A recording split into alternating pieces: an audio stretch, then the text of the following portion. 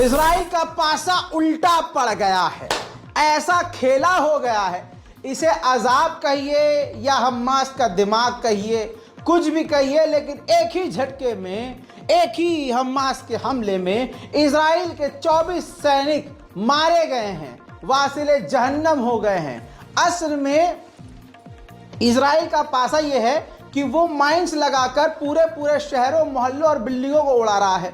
तो वो माइंस लगाकर बिल्डिंग उड़ाने की इजराइल के सैनिक तैयारी कर रहे थे, लेकिन हुआ ये कि अभी वो बम लगाकर खड़े थे उधर से हमास ने बाजूका दाग दी, धपाक।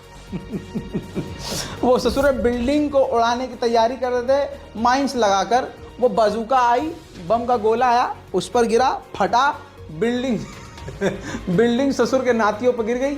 21 के 21 सैनिक मारे गए उसी बिल्डिंग के नीचे दबके, पुचक। और उसके अलावा जो 3 सैनिक हैं वो दूसरे इलाकों में गाज़ा के अंदर हमास से लड़ते हुए वासिले जहन्नम हो गए। चलिए अब शेयर कर दीजिए इसी बात पे, जल्दी से शेयर बटन पर क्लिक कीजिए और शेयर कीजिए। भाई साहब, 21 से 23 सैनिकों की मौत के बाद बुरी तरह से अमेरिका भी सहम गया है। अमेरिका ने कहा कि इस दर्द में हम इजराइल के साथ हैं, जो सैनिक मारे गए हैं उनके परिवार वालों के साथ हैं। ये काफ़ी ख़तरनाक और क़यामत जैसा दिन था इजराइलियों के लिए, बेशक, और इंशाअल्लाह ऐसी क़यामत रोज़ आएगी, अल्लाह ने चाहा तो। हकीकत यह है कि इजराइल के सैनिक अगर गज़ा में मारे जा रहे हैं तो उसकी वजह भी नेतन्याहू है। ज़बरदस्ती इस जंग को घसीट रहा है। लेकिन तमाम चीज़ों को एक तरफ रखते हुए 24 इजराइल के सैनिक जो वासिले जहन्नम हुए हैं, इसका दुख काफ़ी ज़्यादा इजराइल के प्रधानमंत्री नेतन्याहू को भी हुआ है। नेतन्याहू ने तुरंत जो है बयान जारी करके कहा है कि हमें काफ़ी दुख हुआ है, लेकिन हम जंग लड़ेंगे, हम इनसे हारेंगे नहीं। हमारे फाइटर मारे गए हैं, हमारे लिए सब कुछ वो थे, अलान का फलान थे, धमाक का अमाक थे, जो भी थे, उसको ये बयान देना पड़ेगा, क्योंकि नेतन्याहू के ख़िलाफ़ पहले से ही लोग सड़कों पर हैं। नेतन्याहू के ख़िलाफ़ विपक्ष की पार्टी हो गई है, उनकी पार्टी के लोग भी हो गए हैं। नेतन्याहू का साथ देने को बहुत कम लोग हैं और पूरा इजराइल नेतन्याहू के ख़िलाफ़ है। ऐसे में 24 इजरायली सैनिकों के मारे जाने के बाद इजराइल के अंदर सिविल वॉर बढ़ सकती है और लोगों का गुस्सा और बुरी तरह से नेतन्याहू के खिलाफ भड़क सकता है। ऐसे में उसको बयान देना ही पड़ेगा जो उसने दिया। सुनिए। אתמול היה אחד הימים הקשים מאז פרוץ המלחמה. אנחנו איבדנו 24 מטובי בנינו הגיבורים שנפלו על הגנת המולדת. יחד עם כל אזרחי ישראל אני דואב על כל אחד ואחד מהם. אני מחבק את המשפחות שעולמם השתנה לעד. אנחנו שולחים תפילה כאן לשלום פצועינו.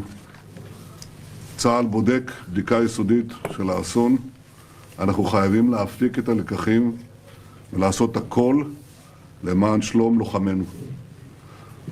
אנחנו בעיצומה של מלחמה שאין צודקת ממנה. במלחמה הזאת יש הישגים גדולים, כולל היום בהשלמת הכיתור של ח'אן יונס, אבל יש גם מחירים כבדים מאוד. אנחנו मरकिनी। हकीकत में इजराइल के लिए काला दिन था कि उसके 24 सैनिक एक ही दिन में, एक ही झटके में मारे गए। ये 24 सैनिक इसलिए मारे गए क्योंकि खान यूनिस के इलाके पर इजराइल के सैनिक कब्जा करना चाहते थे। लेकिन हुआ ये कि उल्टा 24 इजराइल के सैनिक एक ही झटके में मारे गए। लेकिन उसके बाद कुछ घंटे के बाद इजराइल ने खौफनाक ताबड़तोड़ हमले किए, जिसके बाद खान यूनिस को पूरी तरह से इजराइल ने कामयाबी से घेर लिया और फिलहाल खान यूनिस का इलाका पूरी तरह से इजराइल के कब्जे में जा चुका है। इतनी बुरी तरह से इजराइल चिढ़ गया, 21 से 22 उसके सैनिकों के मारे जाने पर। कहा जा रहा है कि 22 ऑन रिकॉर्ड है, लेकिन 24 से 25 मारे गए हैं और इससे ज़्यादा भी संख्या हो सकती है। बहरहाल कहने का मतलब ये, इतना ज़्यादा इजराइल बौखला गया अपने सैनिकों को खोने के बाद कि कुछ ही घंटे के बाद उन्हीं की याद में एक पूरा का पूरा गांव इजराइल ने उड़ा दिया। देखिए। אנו, גדוד 8208, חטיבה 261, מקדישים את הפיצוץ לזכר 21 נופלי הפעילות באל מואזי, אמש בתאריך ג' שבט, 23/1/2024. עם ישראל חי.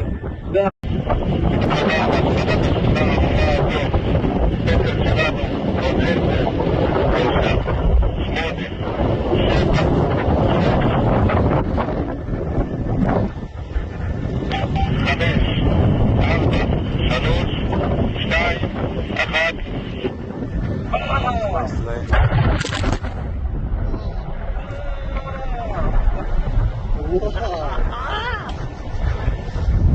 वहीं आपको अब अगली खबर दूंगा यमन से। यमन के ऊपर 91 जगह अमेरिका और ब्रिटेन ने एयर स्ट्राइक कर दिया है और अब तक कई खतरनाक हमले करके यमन के हूथीज को बड़ा नुकसान पहुंचाया है। लेकिन इन तमाम चीज़ों के बाद यमन के लड़ाकू और अंसारुल्लाह और हूथी का जो ग्रुप है वो किसी भी तरह से रुकने और झुकने का नाम नहीं ले रहा है। खतरनाक हमलों के बाद दुनिया ने सोचा था कि हूथीज अब शांत हो जाएगा, लेकिन ऐसा नहीं हुआ। हूथीज ने पलटवार किया है, यानी धमकी दी और साफ तौर से कहा है कि ये जो हम पर हमले किए जा रहे हैं ये खाली नहीं जाएगा, इसका जवाब ज़रूर दिया जाएगा। उधर यमन ने सबसे बड़ा झटका दे दिया है। यमन ने आधिकारिक तौर पर, यानी यमन के ज़्यादातर क्षेत्रों को हूथीज कंट्रोल करता है, तो हूथीज ने ऑर्डर दिया है बरतानिया और अमेरिकी ऑफिशियल्स को और नागरिकों को कि जितनी जल्दी हो सके 1 महीने के अंदर अंदर यमन छोड़ दीजिए। जी हाँ, इसका मतलब यह है कि हूथीज अब किसी को नहीं बख्शेगा, चाहे अमेरिकी व्यक्ति हो, आम नागरिक हो, बरतानिया का आम व्यक्ति हो या फिर वो कोई नेता हो। यमन किसी को नहीं बख्शेगा। जैसा हमारा अनुमान था हमास ने वैसा ही किया। इजराइल ने ऑफर रखा था कि हम 2 महीने के लिए जंग रोक देंगे अगर आप हमारे सारे कैदियों को रिहा कर दें। हमास ने रिजेक्ट कर दिया बिना कोई क्लेरिफिकेशन दिए, साफ तौर से, क्योंकि ये फ्रॉड लग रहा था। इजराइल पर यकीन करना मुश्किल था और जाहिर सी बात है यहूदी कैदियों को रिहा करने के बाद कोई वजह नहीं रह जाती कि इजराइल गाज़ा पर फिर हमला ना करे। मेरे दोस्तों, इसके अलावा आपको बता दूं कि पिछले 24 घंटे में इजराइल ने ऐसे हमले किए हैं कि इजराइल के हमलों में 195 आम नागरिक सिर्फ 24 घंटे के अंदर मारे गए हैं और 300 से ज़्यादा बुरी तरह से घायल हैं। टोटल मौतों की बात करें तो 7 अक्टूबर से अब तक 25,000 से ज़्यादा आम लोगों की मौत गज़ा में हो चुकी है और ये आंकड़े लगातार बढ़ते जा रहे हैं। उधर इजराइल के मेंबर ऑफ पार्लियामेंट एक बार फिर से अपनी ही सरकार नेतन्याहू की सरकार पर भड़क गए हैं और अब उन्होंने खुले स्टेज से माइक में साफ कह दिया है कि हमारी सरकार की जो विदेश नीति है और जो नीति है सरासर गलत है, अच्छी नहीं है। जुल्म हो रहा है, मारकाट हो रही है और तनाव बढ़ता जा रहा है। समय काफ़ी कम है। अपने लोगों को बचाने के लिए इजराइल को फिलिस्तीन के साथ यानी गज़ा के साथ डील करनी ही होगी।